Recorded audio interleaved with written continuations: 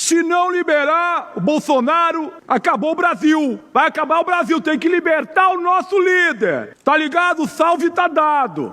É esse tipo de político que tem a bandeira dos Estados Unidos como a sua bandeira, capacho dos Estados Unidos, é com essa linguagem delinquente, é com essa linguagem criminosa que a família Bolsonaro tenta fazer com que o Brasil se ajoelhe perante os Estados Unidos para que o Bolsonaro e todos os seus apoiadores mais próximos que organizaram um golpe de Estado sejam libertados. E mais, Trump colocando uma taxa de 50% sobre as exportações brasileiras, exige que o governo brasileiro, ou seja, o executivo, interfira no judiciário para que o Bolsonaro não seja condenado, não seja preso. Quer dizer, exige que exista uma intervenção do executivo em outro poder, o que é típico de uma ditadura. E quem está articulando isso é Eduardo Bolsonaro, seguindo os comandos do Jair Bolsonaro e aplaudido pelo Tarcísio de Freitas. No dia em que nós tínhamos pescados que estavam parados dentro de containers, 58 containers de pescado, Bolsonaro, no dia que o Trump baixou a taxa de 50% sobre as exportações, foi comer um churrasco com o Tarcísio de Freitas, para eles comemorarem, porque o Brasil estava sendo atacado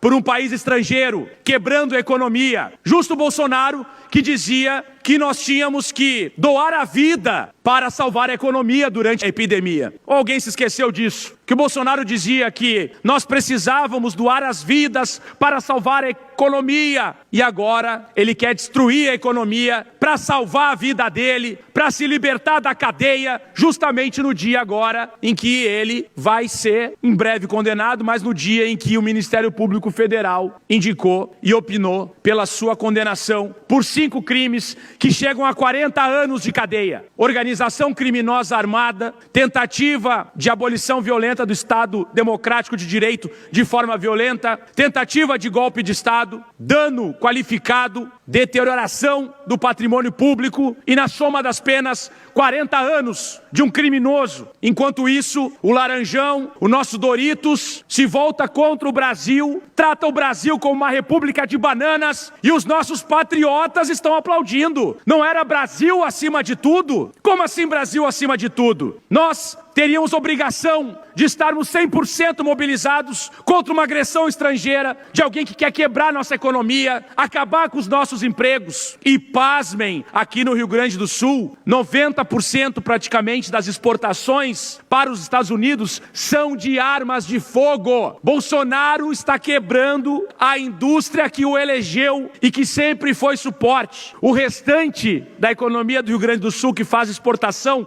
para os Estados Unidos é do agronegócio. Justamente os tratores que estavam trancando estradas após a derrota no segundo turno. Eu quero saber o que vai falar a Fiesp. Eu quero saber o que vai falar a Fiergues. Eu quero saber o que vai falar a Federasul. Porque não é possível que a gente possa assimilar uma situação dessas, uma atitude de sequestrador, que é a que a família Bolsonaro e a extrema-direita fascista estão fazendo com o nosso país. É típico de sequestrador, é coisa de gente criminosa, de Orcrim, organização criminosa. E a economia foi colocada contra a parede com uma arma na cabeça e aí eles vão atirar. Mas felizmente nós não temos um presidente capacho, porque tudo que o Trump quer e os Estados Unidos querem é favorecer os Estados Unidos. Mas para isso no Brasil eles precisam de um capacho, eles precisam de um Bolsonaro, eles precisam de um Tarcísio, eles precisam de um Caiado, bando de capacho, um Zema. Porque esses entregam de graça ao Brasil.